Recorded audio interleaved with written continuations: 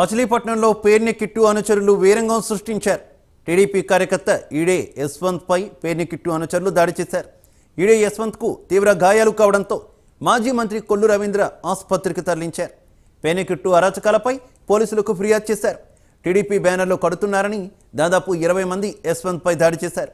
దాడి చేసిన వారిలో పేర్ని కిట్టు అనుచరుడు పత్తి పవన్, హేమనాని, చరణ్, పత్తి రామారావు సహా 20 మంది ఉన్నారు. విషయం తెలుసుకొని మాజీ మంత్రి కొల్లు రవీంద్ర, జనసేన ఇన్ఛార్జ్ బండి రామకృష్ణ హుటాహుటిన పోలీస్ స్టేషన్కు వెళ్లారు. తక్షణమే దాడి చేసిన వారిపై చర్యలు తీసుకోవాలని డిమాండ్ చేశారు. లేకుంటే పెద్ద ఎత్తున ఉద్యమిస్తామంటూ హెచ్చరించారు.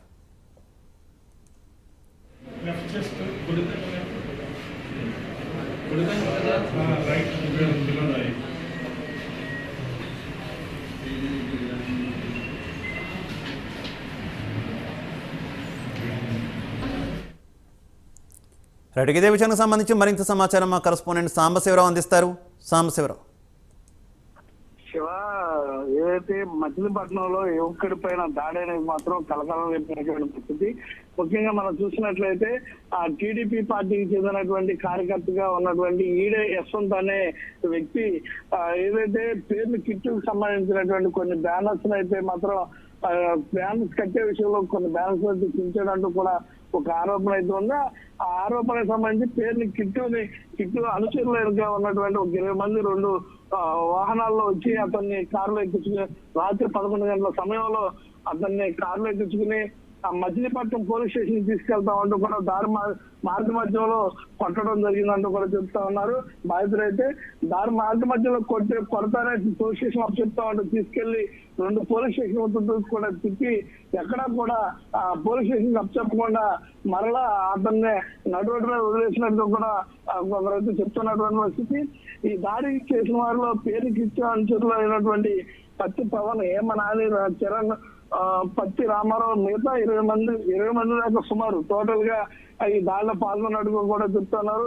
తాలూకా ఈ దాడి ఘటన చూస్తున్నటువంటి వెంటనే ఉడ్డావుటిన తాలూకా పోలీస్ స్టేషన్ అయితే మాజీ మంత్రి ప్రస్తుత టీడీపీ క్యాండిడేట్ గా ఉన్నటువంటి కొల్లు రవీంద్ర అక్కడ చేర్చుకున్నారు. అక్కడికి జనసేన పార్టీ ఇన్ఛార్జ్ బండి రామకృష్ణ కూడా అక్కడ చేరుకుని ఇరువురు కూడా ఇరువురు టీడీపీ జనసేన ఇరువురు నేతలు కూడా పెద్ద ఎత్తున అక్కడ చేరుకోవడం, అక్కడ నుంచి పోలీస్ స్టేషన్ తీసుకెళ్లి అతని పేరు మీద అయితే కేసు నమోదు చేయించడం కూడా జరిగింది. కేసు నమోదు చేసిన తర్వాత వారి తల్లిదండ్రులు అయితే మాత్రం చాలా ఆవేదన అయితే వ్యక్తం చేస్తున్నటువంటి పరిస్థితి. తన కుమారుడిని బతకనివ్వరు, చంపేస్తారు అంటే కూడా వాళ్ళు ఆవేదన వ్యక్తం చేస్తాను. మన బాధితుడిని కూడా పరామర్శించినట్లయితే బాధితుడు కూడా నేనైతే బతకను, నన్ను చంపేస్తారు, నేనే చచ్చిపోతాను అంటూ కూడా అతను చెప్తున్నటువంటి పరిస్థితి. మొత్తం మీద పేర్లు కిట్టు అనుచరులు అయితే చేసినటువంటి దాడి ఏదైతే ఉందో కొంత బ్యానర్ల విషయంలో ఇంత కర్కోటకంగా వ్యవహరించడం సరికాదంటూ కూడా కొంత చెప్తున్నటువంటి పరిస్థితి. ఏది ఏమైనప్పటికీ కూడా కేసు దర్యాప్తు చేసి పోలీసులు అయితే మాత్రం విచారిస్తున్నట్టుగా కూడా చెప్తున్నటువంటి పరిస్థితి. Shiva. Okay Sambasivarao, thank you.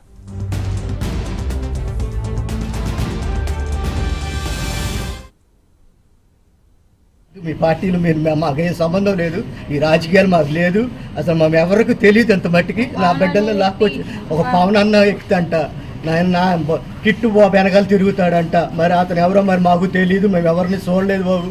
అయ్యా మీరు చూసి మమ్మల్ని రక్షించమని, బతికించిన మా బిడ్డను బతికించి మా చేతులకి అప్పచెప్పమని మిమ్మల్ని వేడుకొచ్చున్నానయ్యా. అయ్యా మీరు చెప్పండి అయ్యా, మీరు ఏం చెయ్యారు? మీరు ఆయనకి మమ్మల్ని మా బిడ్డను నన్ను చంపేస్తారేమో మాకు భయంగా ఉంది. అయ్యా మీరేం చేసి చచ్చిపోతానని ఏడుస్తున్నాడు. అయ్యాడు ఏదైనా చేసుకున్నాడంటే మీ అందరిదే బాధ్యత, నాకు సంబంధం లేదు, మీ బాధ్యతే. నా బిడ్డ చచ్చిపోయాడంటే ఏదన్నా చేసుకున్నట్టే మీదే బాధ్యత, మీకే పూచి మీరే నాయన కాపాడాలి. అది కిట్టు గారు కారు వేసుకొచ్చారంట. మరి అదేంటో బొమ్మ కూడా ఉందంట, వైఎస్ఆర్ బొమ్మ వెనకాల. మరి అది 4005 అంట. అది కూడా మాకు తెలియదు, మాకు ఇప్పుడు తెలిసింది, మేము ఇప్పుడు వచ్చాము హాస్పిటల్ కాడికి. ఈరోజు పోతేపల్లి గ్రామంలో మరి ఇందుపాలెం గ్రామంలో ఈడే రోజు పని చేసుకుంటూ గడుపుతాడు. వాళ్ళ బ్యానర్ ఎవరో చింపారని ఇతని మీద అనుమానం వచ్చి ఇంటికాడ పడుకున్న అతను పిలిపించి అతి దారుణంగా కొట్టారు. 20 మంది కొట్టాలన్నంత అవసరం ఉందా అని ఆలోచించాలి. ఇలాంటి దారుణమైన పరిస్థితి మరి పిట్టు ఫ్రెండ్స్ వచ్చి కొట్టారంట. మరి ఆ పవనం ఎవరో అతని ఫ్రెండ్స్ ఎవరో అవి చిలకలపూడి పోలీస్ స్టేషన్లో తీసుకొచ్చారు.